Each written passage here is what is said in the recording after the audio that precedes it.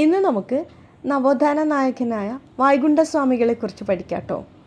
അപ്പോൾ ആദ്യം തന്നെ പറയാം, കേരളത്തിലെ സാമൂഹ്യ പരിഷ്കർത്താക്കളിൽ ആദ്യത്തെ ആൾ എന്നറിയപ്പെടുന്നത് വൈകുണ്ഠസ്വാമികളാണ്. വൈകുണ്ഠസ്വാമികൾ കാലഘട്ടം വരുന്നത് 1809 മുതൽ 1851 വരെയാണ്. ചോദിക്കാറുണ്ട് കേട്ടോ, പ്രധാനപ്പെട്ട നവോത്ഥാന നായകന്മാരുടെയൊക്കെ കാലഘട്ടം, ജീവിച്ച കാലഘട്ടം, അതായത് മരിച്ചതും ജനിച്ചതും വർഷവും ഒക്കെ നമ്മൾ ഓർത്തിരിക്കണം. ജനിച്ചത് 1809 മാർച്ച് 12-നാണ്. ജന്മസ്ഥലം സ്വാമിത്തോപ്പ്, നാഗർകോവിൽ, കന്യാകുമാരിയിലാണ്. സ്വാമിത്തോപ്പിലാണ് വൈകുണ്ഠസ്വാമികൾ ജനിച്ചത്. പിതാവ് പൊന്നുനാടാർ, മാതാവ് വേലാൾ അമ്മ, പത്നി തിരുമാലമ്മാൾ. ബാല്യകാല നാമം മുടിചൂടും പെരുമാൾ അല്ലെങ്കിൽ മുത്തുക്കുട്ടി.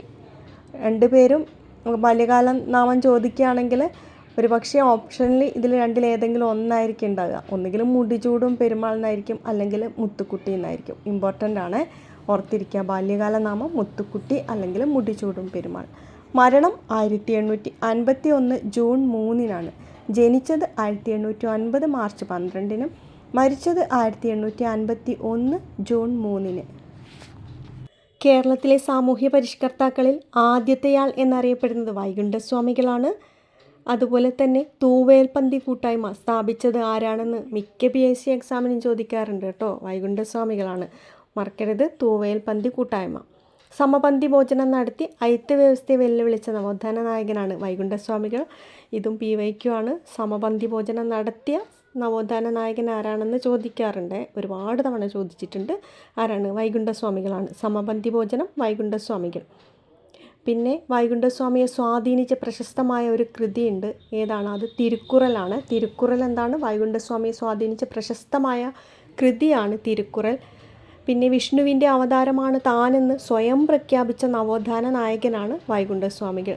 വിഷ്ണുവിൻ്റെ അവതാരമാണ് താനെന്ന് സ്വയം പ്രഖ്യാപിച്ച നവോത്ഥാന നായകൻ ആരാണെന്ന് ചോദിക്കുകയാണെങ്കിൽ അത് വൈകുണ്ഠസ്വാമികളാണ്. വൈകുണ്ഠസ്വാമികൾ പൂവന്തർത്തോപ്പിൽ വെച്ച് തൻ്റെ യുഗതപസ് ആരംഭിച്ച വർഷം PSC ചോദിച്ചിട്ടുണ്ട് കേട്ടോ. 1833-ലാണ്. ഇതിന് ശേഷമാണ് അദ്ദേഹം വൈകുണ്ഠസ്വാമി എന്ന പേരിൽ അറിയപ്പെട്ടു തുടങ്ങിയത്. പിന്നെ ചോദിക്കുന്നത്, വൈകുണ്ഠസ്വാമികൾക്ക് ജ്ഞാനോദയം ലഭിച്ച സ്ഥലം തിരുച്ചെന്തൂരാണ് കേട്ടോ. സെയിം വർഷമാണ് ജ്ഞാനോദയം ലഭിച്ചത്, 1833.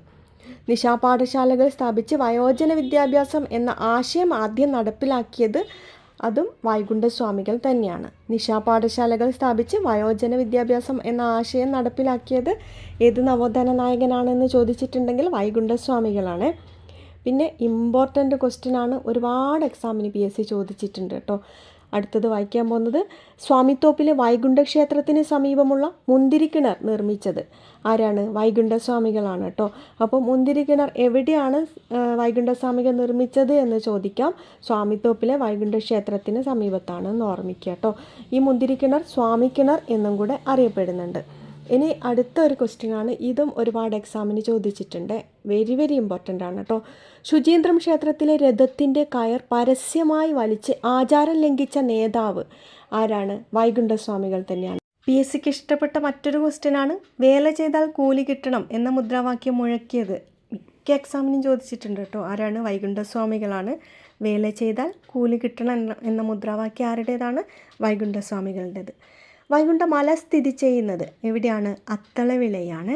കന്യാകുമാരി ജില്ലയിലാണ് അത്തളവിളൈ. വൈകുണ്ഠമല അത്തളവിളയിലാണ് സ്ഥിതി ചെയ്യുന്നത്. വൈകുണ്ഠസ്വാമികളുടെ പ്രധാന ശിഷ്യൻ ആരാണെന്ന് ചോദിച്ചിട്ടുണ്ട് കേട്ടോ. PSC തൈക്കാടയ്യാണ്. വൈകുണ്ഠസ്വാമികളുടെ പ്രധാന ശിഷ്യൻ ആരാണ്? തൈക്കാടയ്യ. സ്വാതി തിരുനാളിൻ്റെ കാലത്ത് വൈകുണ്ഠസ്വാമികളെ അറസ്റ്റ് ചെയ്ത് ജയിലിൽ പാർപ്പിച്ചിരുന്ന സ്ഥലം ശിങ്കാരത്തോപ്പാണ് കേട്ടോ. ശിങ്കാരത്തോപ്പ്. സ്വാതി തിരുനാളിൻ്റെ കാലത്ത് വൈകുണ്ഠസ്വാമികളെ അറസ്റ്റ് ചെയ്ത് ജയിലിൽ പാർപ്പിച്ചിരുന്ന സ്ഥലമാണ് ശിങ്കാരത്തോപ്പ്. 110 ദിവസത്തെ ജയിൽവാസത്തിന് ശേഷം ശിങ്കാരത്തോപ്പ് ജയിലിൽ നിന്നും വൈകുണ്ഠസ്വാമികൾ മോചിതനായ വർഷം 1839 മാർച്ച് 26. മാർച്ച് 26 പൊതു അവധിയായി പ്രഖ്യാപിച്ച തമിഴ്നാട്ടിലെ ജില്ല ഏതാണെന്ന് ചോദിക്കുകയാണെങ്കിൽ കന്യാകുമാരിയാണ്. മാർച്ച് 26 പൊതു അവധിയായി പ്രഖ്യാപിച്ച തമിഴ്നാട്ടിലെ ജില്ലയാണ് കന്യാകുമാരി. തിരുവിതാംകൂർ രാജാവിനെ അനന്തപുരിയിലെ നീചൻ എന്ന് വിശേഷിപ്പിച്ചത് വൈകുണ്ഠസ്വാമികളാണ്. അതുപോലെ തന്നെ തിരുവിതാംകൂറിലെ ഭരണത്തെ കരിനീച ഭരണമെന്നും ബ്രിട്ടീഷ് ഭരണത്തെ വെണ്ണീജ ഭരണം എന്നും വിശേഷിപ്പിച്ചതും വൈകുണ്ഠസ്വാമികളാണ്. ചോദിക്കാറുള്ള ക്വസ്റ്റ്യൻ ആണ് കേട്ടോ, പ്രീവിയസ് ക്വസ്റ്റ്യൻ ആണ്, ഒരുപാട് തവണ ചോദിച്ചിട്ടുണ്ട്. ഉദ്ധരണികൾ: ഒன்றേ ജാതി, ഒன்றേ മതം, ഒன்றേ ദൈവം, ഒன்றേ ഉലകം, ഒன்றേ അരശ്, ഒன்றേ നീതി. അതുപോലെ തന്നെ ജാതി ഒന്ന്, മതം ഒന്ന്, കുലം ഒന്ന്, ദൈവമൊന്ന്, ലോകമൊന്ന്. ഇങ്ങനെ അഭിപ്രായപ്പെട്ടതും വൈകുണ്ഠസ്വാമികളാണ് കേട്ടോ. അയ്യാവഴി എന്ന മതം സ്ഥാപിച്ചത് ആരാണെന്ന് മിക്ക എക്സാമിനും ചോദിച്ചത് തന്നെയാണ്, വൈകുണ്ഠസ്വാമികളാണ്. അയ്യാവഴി എന്ന മതം സ്ഥാപിച്ചത് വൈകുണ്ഠസ്വാമികൾ. അയ്യാവഴിയുടെ ചിഹ്നം ചോദിച്ചിട്ടുണ്ട്, തീജ്വാല വഹിക്കുന്ന താമരയാണ്. അയ്യാവഴി മതത്തിൻ്റെ പുണ്യസ്ഥലം എന്നറിയപ്പെടുന്നത് ദച്ചനം അല്ലെങ്കിൽ തിരുച്ചെന്തൂരാണ് കേട്ടോ. അയ്യാവഴിയുടെ ആരാധനാലയങ്ങൾ അറിയപ്പെടുന്നത് നിഴൽത്താങ്കൾ എന്നാണ്. നിഴൽത്താങ്കൾ എന്നാണ്. അയ്യാവഴിയുടെ പ്രധാന ക്ഷേത്രങ്ങൾ പൊതുവെ അറിയപ്പെടുന്ന പേരാണ് പതികൾ. അയ്യാവഴിയുടെ പ്രധാന ക്ഷേത്രങ്ങൾ പൊതുവെ അറിയപ്പെടുന്ന പേര് പതികൾ എന്നാണ്. ആദ്യത്തെ പതി സ്ഥാപിച്ച സ്ഥലം സ്വാമിത്തോപ്പാണ് കേട്ടോ. ആദ്യത്തെ പതി എവിടെയാണ് സ്ഥാപിച്ചതെന്ന് ചോദിച്ചിട്ടുണ്ടെങ്കിൽ അത് സ്വാമിത്തോപ്പാണ്. സ്വാമിത്തോപ്പ്. വൈകുണ്ഠസ്വാമികളുടെ പേരിലുള്ള സംഘടനയാണ് VSDP എന്ന് പറയുന്നത്. വൈകുണ്ഠ സ്വാമി ധർമ്മ പ്രചാരണ സഭ എന്നാണ് VSDPയുടെ ഫുൾ ഫോം എന്ന് പറയുന്നത്. സംസ്ഥാനത്ത് ലഹരി നിർമ്മാർജ്ജനം നടത്തുക, വൈകുണ്ഠസ്വാമികളുടെ ജന്മദിനമായ മാർച്ച് 12 പൊതു അവധിയാക്കുക എന്നീ ആവശ്യങ്ങൾ ഉന്നയിച്ചുകൊണ്ട് സെക്രട്ടേറിയറ്റിന് മുന്നിൽ VSDP നടത്തിയ സമരം അറിയപ്പെടുന്നത് നിലവിളി സമരം എന്നാണ്. 2014 നവംബറിലായിരുന്നു നിലവിളി സമരം എന്നുകൂടെ ഓർത്തിരിക്കുക കേട്ടോ. നിലവിളി സമരം 2014 നവംബറിലായിരുന്നു. 1836 സമത്വ സമാജം സ്ഥാപിച്ചത് വൈകുണ്ഠസ്വാമികളാണ്. ഒരുപാട് തവണ PSC ചോദിച്ച ക്വസ്റ്റ്യനാണ്, ഇനിയും ചോദിക്കാം കേട്ടോ, മറക്കരുത്. 1836 സമത്വ സമാജം സ്ഥാപിച്ചത് ആരാണെന്ന് ചോദിക്കുകയാണെങ്കിൽ വൈകുണ്ഠസ്വാമികൾ. ആര്യസമാജാണെങ്കിൽ 1875 സ്ഥാപിച്ചത് ദയാനന്ദ സരസ്വതി. ബ്രഹ്മസമാജാണെങ്കിൽ 1828 രാജാറാം മോഹൻ റോയിയാണ് സ്ഥാപിച്ചത്. മാറിപ്പോയത് കേട്ടോ. പിന്നെ ചോദിക്കാൻ ചാൻസ് ഉള്ളത് വൈകുണ്ഠസ്വാമികളുടെ കൃതികൾ. ചാൻസ് ഉള്ളതല്ല, ഇത് ഒരുപാട് തവണ ചോദിച്ചിട്ടുണ്ട് കേട്ടോ. പിന്നെ ഓപ്ഷനിൽ കുറേ കൃതികൾ കൊടുക്കാം, അതിൽ നമ്മൾ സെലക്ട് ചെയ്തിട്ട് നോട്ട് ചെയ്യണം. അതായത് അഖിലത്തിരട്ട അമ്മാനെ, അരുൾനൂൽ, ഈ 2 കൃതികളും വൈകുണ്ഠസ്വാമികളുടേതാണ്. ഓർത്തിരിക്കുക, 2 കൃതികൾ മാത്രം ഓർത്താൽ മതി അല്ലേ. അഖിലത്തിരട്ട അമ്മാനെ, അരുൾനൂൽ ആരുടെ കൃതികളാണ്? വൈകുണ്ഠസ്വാമികളുടെ കൃതികളാണ്. വൈകുണ്ഠസ്വാമികളെക്കുറിച്ചുള്ള അയ്യാവഴി എന്ന സിനിമയുടെ സംവിധായകൻ ആരാണ്? നാഞ്ചിൽ PC അൻപഴകനാണ് കേട്ടോ.